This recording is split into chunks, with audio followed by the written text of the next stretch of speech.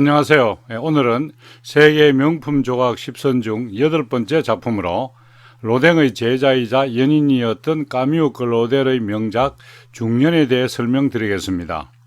먼저 까뮤 클로델의 작품 중년을 제대로 이해하고 감상하기 위해서 알아야 될 현대 조각의 아버지 로댕과 그녀의 운명적 사랑과 비극적인 이별에 대해 살펴보겠습니다.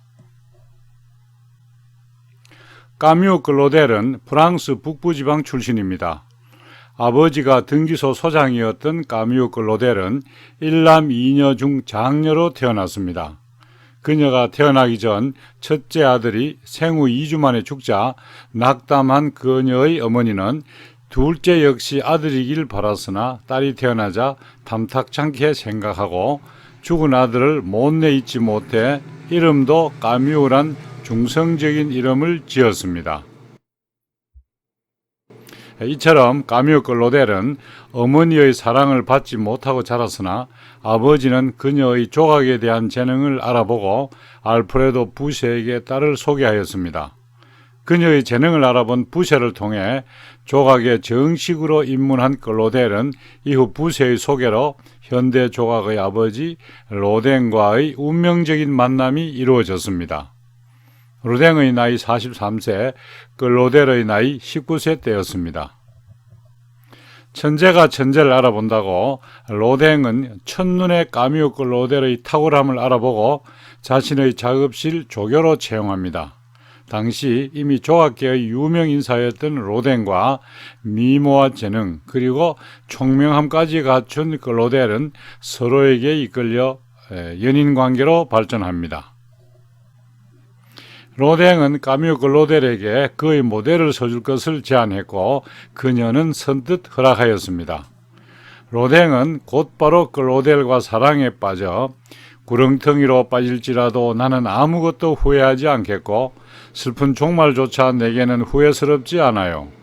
당신의 그 손을 나의 얼굴에 놓아주어 나의 삶이 행복할 수 있도록 나의 가슴이 신성한 사랑을 느낄 수 있도록 내가 당신과 함께 있을 때 나는 몽롱하게 취한 상태에 있다오 라는 열렬한 자신의 마음을 고백하는 편지를 보냈고 그렇게 그 둘의 관계는 선생과 제자, 조각가와 조수 관계를 넘어서 점점 깊은 관계가 되어갔습니다. 로댕과 클로델의 작품은 주제와 구도, 표현 기법이 비슷했고 그들이 열정적으로 사랑했던 시기에 가장 찬란한 작품들을 많이 만들었습니다. 그러나 비슷한 작품을 만들었어도 여자라는 이유로 클로델은 멸시를, 로댕은 호평을 받았습니다. 보수적인 사회와 언론은 그녀의 혁신적인 조각 작품들을 무시하고 혹평하면서 인정하려 들지 않았습니다. 특히 육체적 힘이 요구되는 조각에서는 더욱 차별이 심했으며 그 시대 여성이 누드 작업을 한다는 것은 금기시되었는데 클로델은 나체라는 도발적인 주제를 사용했기 때문에 더욱 미움을 받았습니다. 그런데 클로델에게는 로댕이란 한 남자뿐이었으나 로댕은 여러 여인들과 연문을 뿌렸습니다. 로댕 못지않은 조각의 귀재였던 클로델은 로댕에 대한 사랑으로 자신의 영혼을 오로지 그에게 맡기고 인생을 모두 걸었습니다. 그러나 로댕은 이미 자신에게 물심양면으로 헌신해온 재봉사 출신 로즈 베레란 여인과 사실혼 관계에 있었고 둘 사이에는 아들까지 있었습니다. 그래서 로댕은 둘만의 아지트를 마련하여 사람들의 눈을 피해 클로델과 사랑을 하고 창작을 했습니다. 클로델도 열정적으로 창작 활동을 했지만 마지막 작품의 서명란에는 로댕의 이름만 들어갔고 이 시기 그녀의 작품 수가 적은 이유입니다. 술은 깨기 마련이고 사랑은 식기 마련이라고 했습니다. 두 사람의 사랑은 로댕에게는 점점 숨기고 싶은 사생활이 되어갔으며 클로델에게는 인생의 환희이자 비극으로 점점 빠져드는 수렁이기도 했습니다.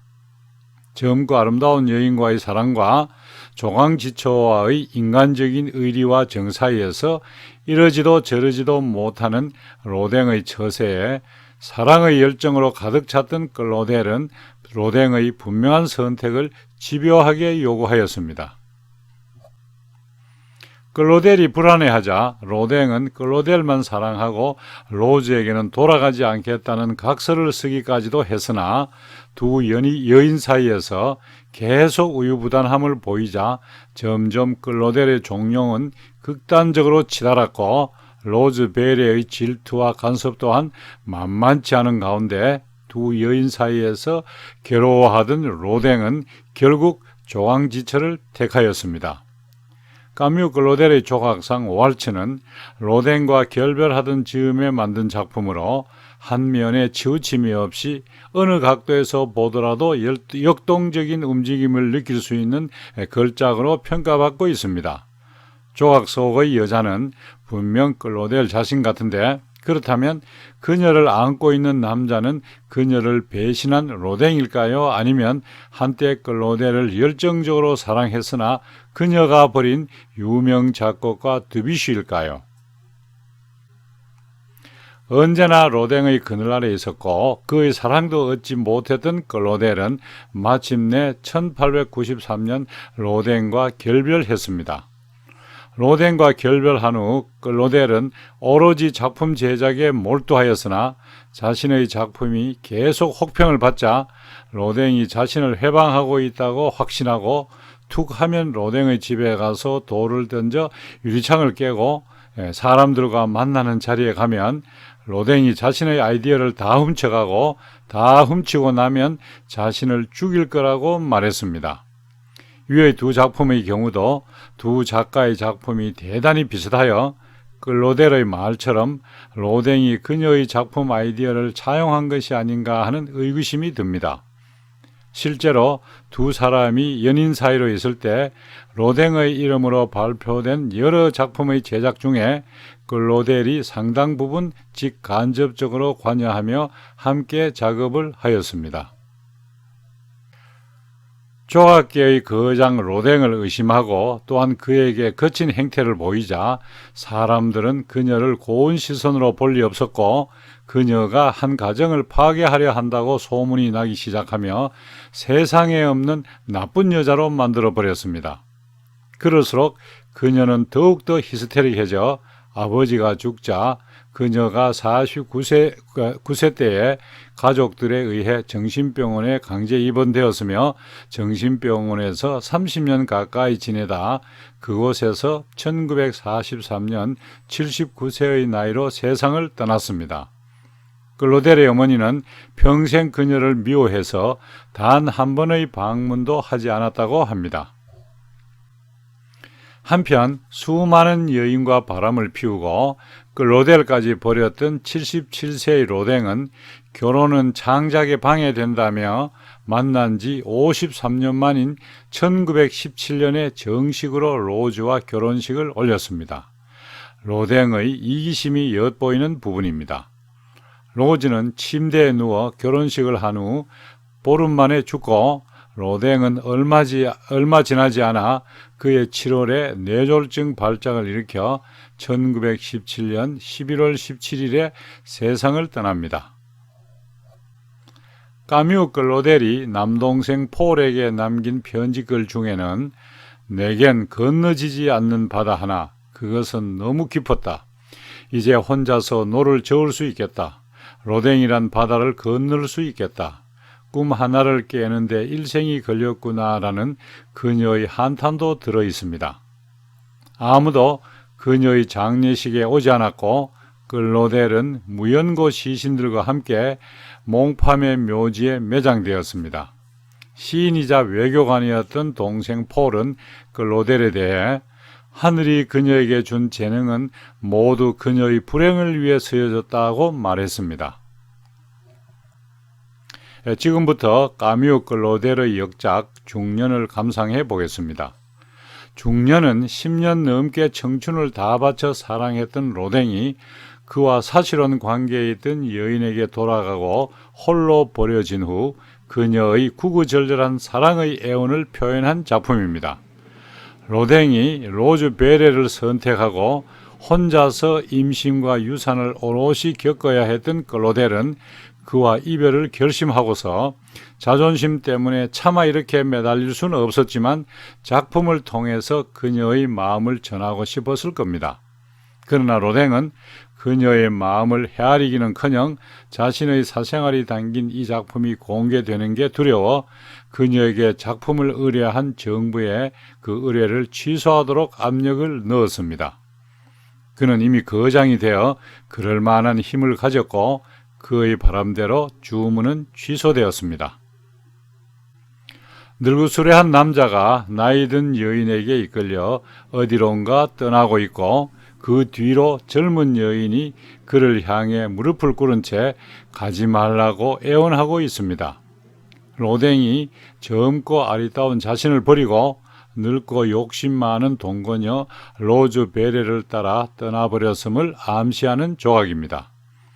중년이란 작품은 클로델의 자전적인 내용도 챙겨봐야겠지만 그걸 넘어 사람은 나이가 들면 젊음과 사랑, 열정으로부터 떠나가게 되고 그것이 대부분의 인간의 운명이라는 인생에 대한 다소 허무주의적인 통찰 또한 섬세하게 잘 표현된 작품입니다. 자신을 열렬히 사랑하고 있는 클로델을 버리고 아들까지 하나 둔 사실혼녀 로즈 베레에게 마지못해 끌려가는 듯한 로댕으로 보이는 남자의 비겁하고 줏대없는 얼굴 표정입니다. 애절한 사랑을 배신한 남자의 전형적인 표정이라고나 할까요? 남자를 쏘아보는 듯한 여인의 시선에 주눅이 들어 힘없이 끌려가는 중년 남자의 무기력함이 잘 표현되고 있습니다. 자신을 버리고 떠나가는 연인을 올려다보며 무릎을 꿇은 채 애원하는 여인의 처절함이 구구절절 배어나옵니다. 공유할 수 없는 사랑에 패배한 자의 마지막 몸짓을 클로델은 이렇게 표현하였습니다. 여인은 그간의 뜨거웠던 사랑을 되뇌이며 떠나가는 연인의 본심을 확인해 보려는 듯 손가락 하나라도 붙잡아 보려고 온몸을 뻗쳐 손을 내밀고 있습니다. 버림받은 이후 10년으로 떨어질 여인의 눈물과 고독한 삶이 눈에 보입니다. 남자는 얼굴을 외면하고 오른팔을 잡힌 채 끌려가면서도 왼팔과 손은 버려진 여인을 향해 뻗치고 있습니다. 젊고 아리따운 여인에 대한 미련 때문일까요? 아니면 한 가닥 남은 미안함과 죄책감 때문일까요? 실패한 사랑 때문이었을까요? 아니면 자신을 알아주지 않는 당시의 미술계를 비롯한 시대에 대한 분노 때문이었을까요? 까뮤 클로델의 작품에서는 애원하거나 울부짖는 여인들이 보입니다. 지금까지 비극적으로 끝난 사랑의 주인공 까뮤 클로델의 명작 조각품 중년에 대해 설명드렸습니다. 감사합니다.